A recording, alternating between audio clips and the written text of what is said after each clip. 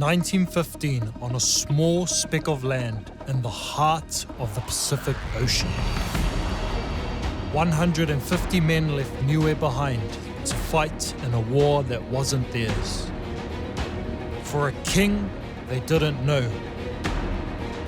Very few made it to battle, and many never returned.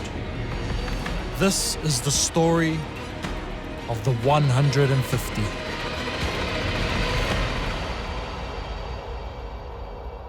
Kia kalanga tolu fa.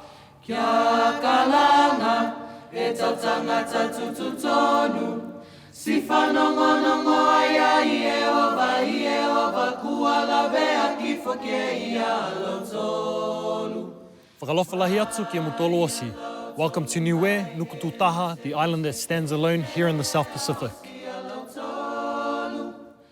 As a young Niuean born in New Zealand, I want to unravel the story of Niue and the Great War, what role New Zealand had to play in this.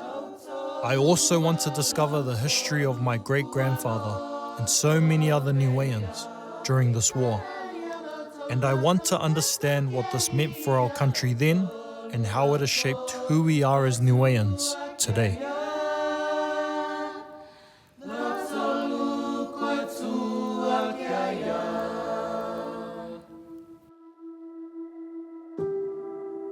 On the 28th of July 1914, World War I broke out. Niue, which was a former British colony, but 13 years prior had been annexed to New Zealand, was slow to receive the news. Niue didn't have any radio communication, so they didn't know that war had broken out. The village council was very keen to offer the services of Niue.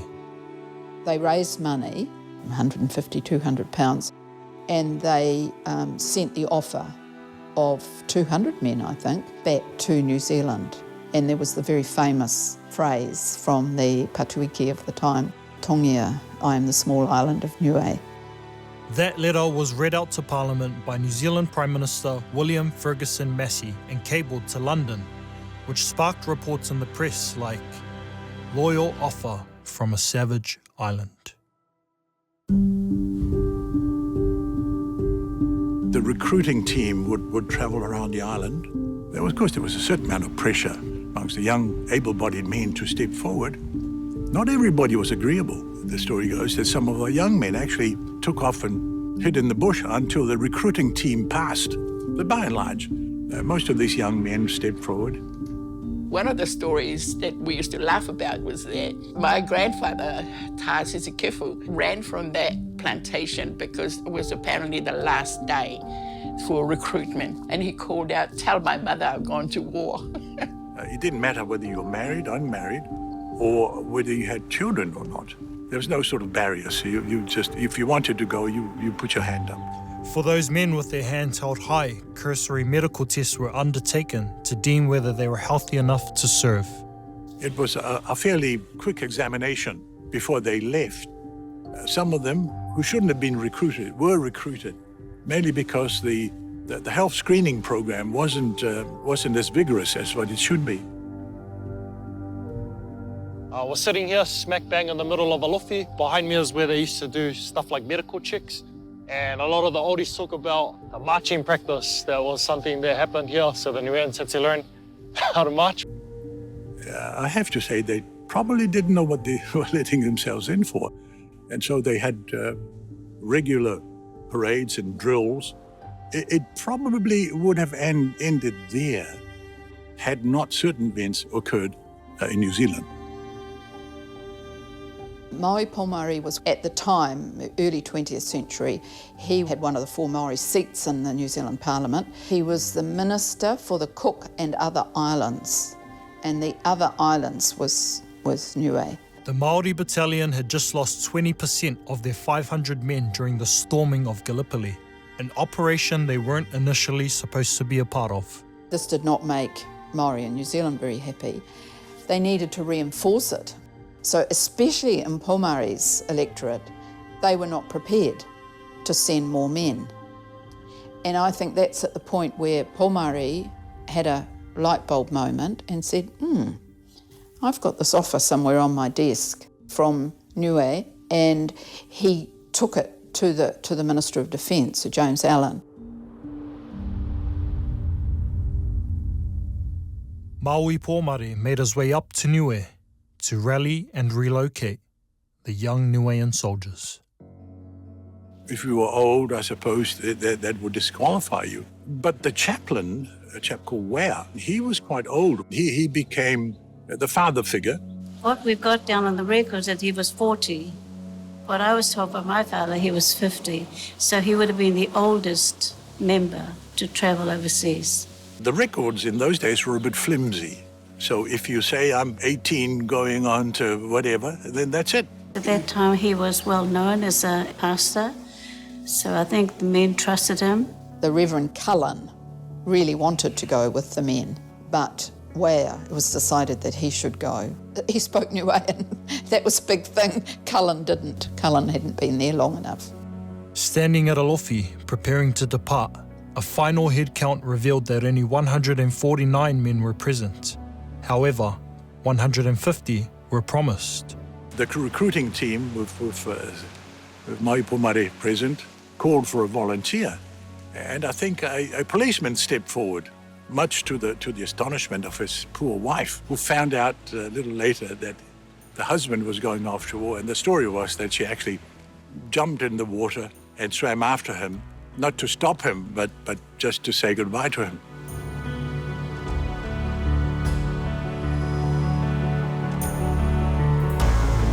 We're here at Alofi. This is where they left. This would have been the last place they would have seen.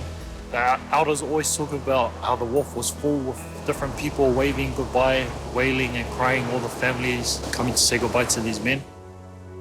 Well, most of the women at that time would have been very sad, especially to see their husbands. They've never left the island before, so it would have been very sad for them to see them go. Now, if you read the accounts of the missionaries and others who wrote on the occasion, inevitably they will say that the troops looked very happy and they were willing to go off to war. But in reality, there was much anguish.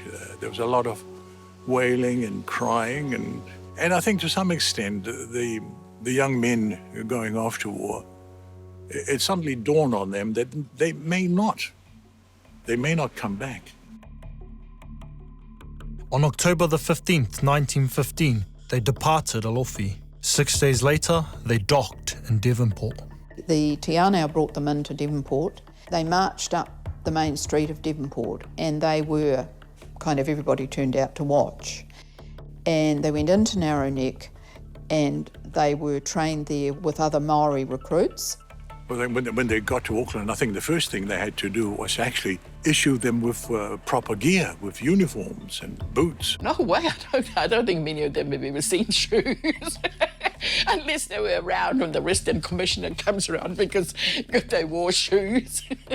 And the story goes that initially they had problems finding boots for the Niueans because their feet were too big.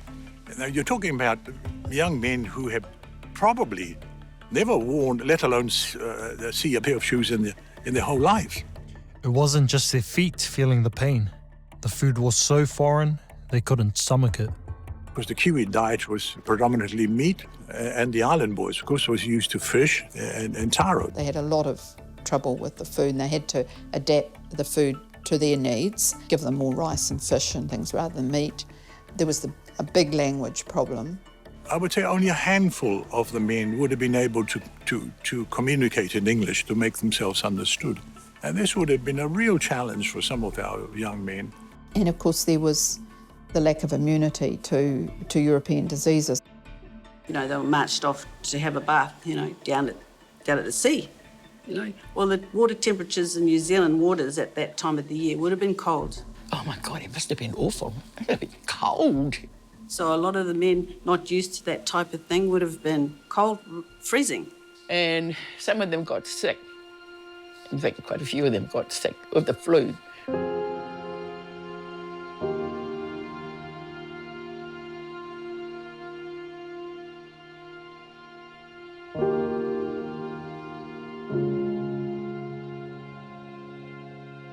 They didn't just get sick. On Christmas Day of 1915, Private Vilipate died of double pneumonia. He was the first casualty of war from the Niuean ranks. He wouldn't be the last.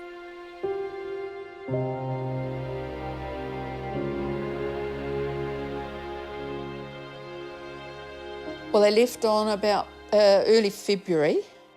Due to illness and death, only 140 Niueans made the trip to Suez. They arrived in Egypt in early March, and when they arrived in the Red Sea, the chaplain, Wea, said, "Come up on deck and see the Red Sea that you have heard about from the Bible." Was the Red Sea red? No, it wasn't. It was just blue ocean. My grandfather, he brought back, water. That he'd collected from the Red Sea. Uncle Tom. Yeah, Tom. Yeah, Uncle Tom was christened with that water. A bit of that, came all the way back to Niue. A little bit of water, I guess he must have thought it was like holy water, and bring it all the way back. Upon arrival, more illness awaited. This time, a measles outbreak on board the ship meant that most of the men had to be quarantined. Private Guy Manu died the day the ship docked. From the moment they arrived in Suez, they were never totally together as a unit. And I think that's really important because that adds to their anxieties, to their problems. On the 16th of May, Private Misikele died of heat stroke. Many of the sick were shipped off to hospitals in Cairo in Europe or invalided back to New Zealand. But for those who were fit and healthy, the kingdom of pharaohs wasn't all doom and gloom. And that was Trading My Sorrows with Delirious, bringing our time here on Radio Sunshine to 2.5 minutes before 11. I do recall Dad saying that he would talk about the big bosom, women with big bosom and red lips, That was extremely common for the New Zealand soldiers and the Australians and the British to go out in Cairo when they could and, have a sample of the nightlife there. For a while, that was the main conversation on the Sunday dinner table. They would have regaled this adventure that they went on. That's one of the funniest stories you want to make, Tracy. Highland boy. Don't put all, put half. Those are the make-up stories you have. And to some extent, I suppose there would have been a certain amount of boasting.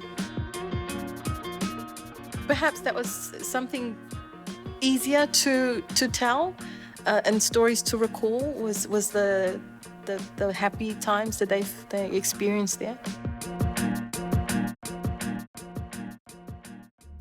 The preference, I think, of the minister in Wellington is for the troops, for our guys, to remain in the warmer climate. But somebody decided that they were going off to the front, and that was that. The New Zealand Army, they made the decision to move to the north of France. And basically, when they moved, it was only half of the Niueans who were fit to travel. 60 soldiers were shipped to Marseille and then trained 58 hours north to Stembike.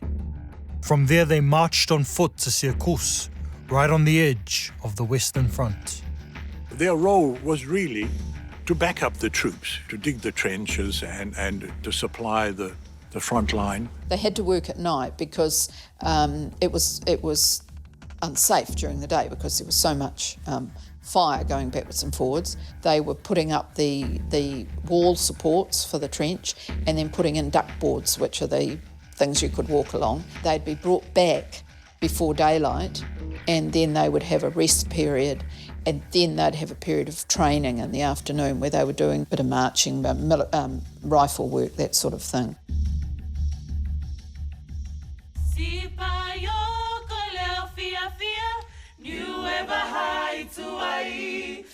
Learning about the journey these men went on, the hardships they faced, and the things they saw has allowed me to understand more about my own connection to this war.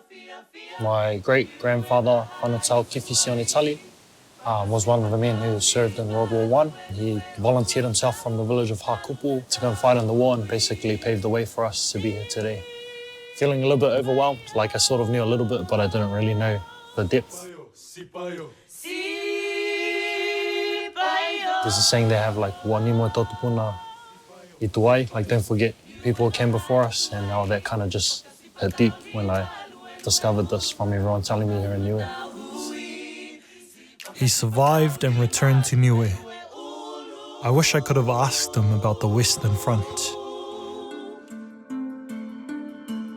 They were falling sick at an alarming rate, and I think the doctors and the health care people must have seen this and said, "Oh, this can't carry on. Otherwise, all these boys from the tropics will die." For some of them, it would have been a very difficult decision to walk away from what they had been recruited to do. He said, no, there was no thinking of leaving. I mean, they were there to do a job. It was almost an insult. But obviously, thank goodness somebody decided, well, you better be insulted and get the hell out of there before you die. It wasn't their fault that they got sick. They were healthy men when they left Niue, because from their medical records, they wouldn't have been allowed to go had they been sick. So in saying that, and from what I've read, they were healthy here, but then they said that the doctor didn't really do thorough checks and got there and said that they were unhealthy. No, I don't agree. I do not agree with that. When they wanted them, they got them healthy and well. So, yeah, the things that they wrote afterwards, I think is totally unfair. It was in France a decision was made to remove the Niueans from the front and send them to hospitals in the UK to recuperate before they could be returned to New Zealand. I think one of the places that they liked was Hornchurch.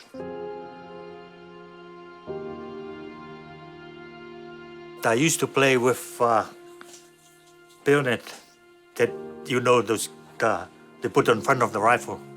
And I think about it at this age, I should have kept it at that time. Alan Tano Puleosi is one of very few Niueans to have visited Hornchurch. He's been twice. He also laid a wreath at the Bailul Communal Cemetery in northern France for Corporal Sionesini of Hakupu, who died on the 31st of May 1916, and Private Tauetuli of Liku, who joined him 9 days later. They both died of pneumonia. It's windy, it's cold, and it's raining on that morning, somewhere out there in northern France. So very emotional. And it's like the feeling is different. They all went to Hornchurch, which had become the New Zealand Convalescent Hospital. And so they were all gathered there. The people of Hornchurch absolutely, took them into their arms. This exotic group from the South Sea Islands, they always called it the South Sea Islands. Grandad, he said that they were looked after by the nurses, the white women, the kind white nurses, kind to them. 2 headstones remember the 4 Niueans who died of pneumonia at Hornchurch. Privates Vasau, Daleva and Filitoua rest in St. Andrew's Cemetery. They've been there, please. They got sick over there. Can't explain it. Yeah. And we went to visit the graves. It's like, the feeling is like, they know we were there.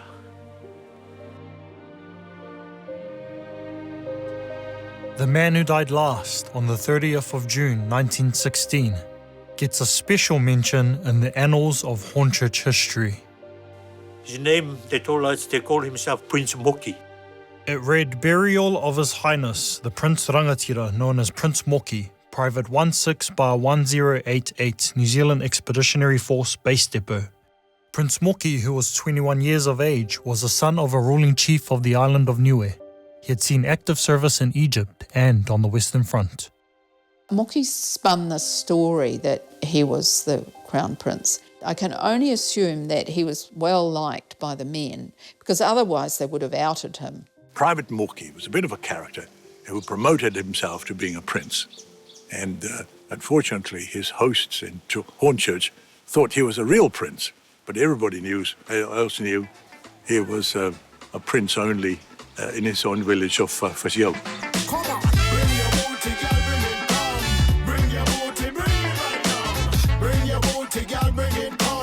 Been pretty good being back here in Niue. Something I found out is that a lot of the locals here actually have a lot of connection to the World War I story, mainly because we're related here.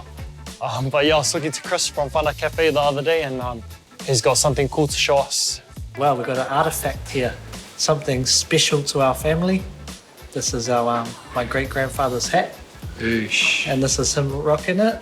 This is his hat in the First World War. It's pretty cool, eh? Yeah. He went when he was 20 years old. Yeah. Barely a man, and you know, it would have been pretty scary, like compared to what we go through. These dudes had some pretty big boots to fill, eh? We're all connected. Physically touching something that went on this journey has made me feel more connected to these men and my great-grandfather. I've worn it for one Anzac Day. Oh, true. Felt strong wearing that. Once they were deemed well enough to travel, it was time to return them home. When they were brought back from England, they didn't sail as one contingent. They came in several ships. Whilst Niuean soldiers may have been closing the door on the war, on the journey home, death would still come knocking. 5 died at sea. There were privates Siwetama, Vaihola, and Bineki. The other 2 were Tutose's uncles. Penny and Pulu died on the way from England to New Zealand, and they were both buried at sea. So they have no known grave, those ones, and I found them in the Karori Cemetery on a memorial arch. 4 brothers had gone to war. Only 2 had survived. When that happened and they came back to Niue and told that, my great-grandmother changed her name from Fuksifa to Lisiua, which means throw away 2, in honour of her 2 sons who died on the way home. The last 2 men to die during active service from the Niuean 150 were privates Simoko and Taumataua. They were buried at Waikomete Cemetery in Auckland. Everyone else returned to Niue in May of 1917. When they arrived back here on the island, there was much celebration for those who were able to come back. And there's a great deal of sadness for those who never came back. And I'd imagine that was the only time that some of the close families would have been able to get first-hand knowledge on what happened to their loved ones. Where did they die? How did they die? And so on. In total, 15 men died from a population that only consisted of 4,000 people. That was a large loss. Upon return, Sergeant Major Ware went back to his preaching work and running his businesses. But he had an even longer lasting legacy to leave.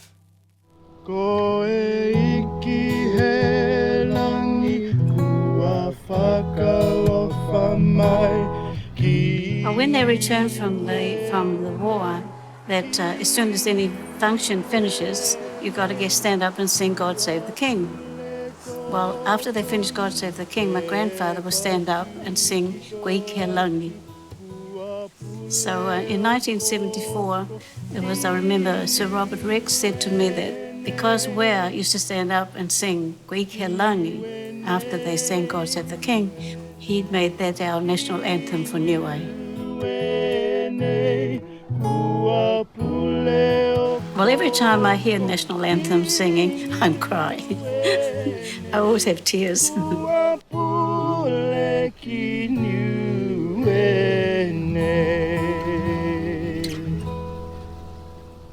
I worry sometimes at the very loose use of the term hero.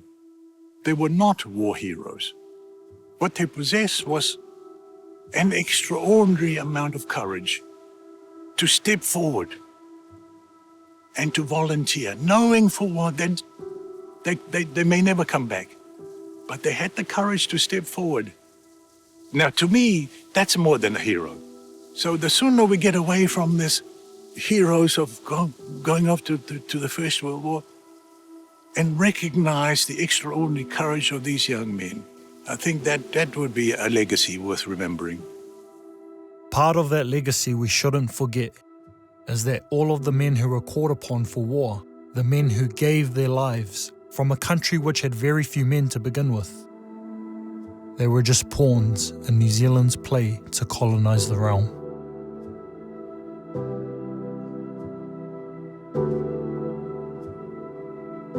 So I've heard all the stories, I've heard all their names, and I still can't even fathom the fact that 150 of my ancestors put their hands up to fight in a war that wasn't even theirs. It's important for us as Niueans to realize and recognize and remember the contribution and the sacrifices our ancestors had for our freedom today. Even more so, I think it's important that New Zealand recognizes and remembers Niue's contribution, because without the sacrifices of our ancestors, they wouldn't have freedom. And I hope they never, ever forget.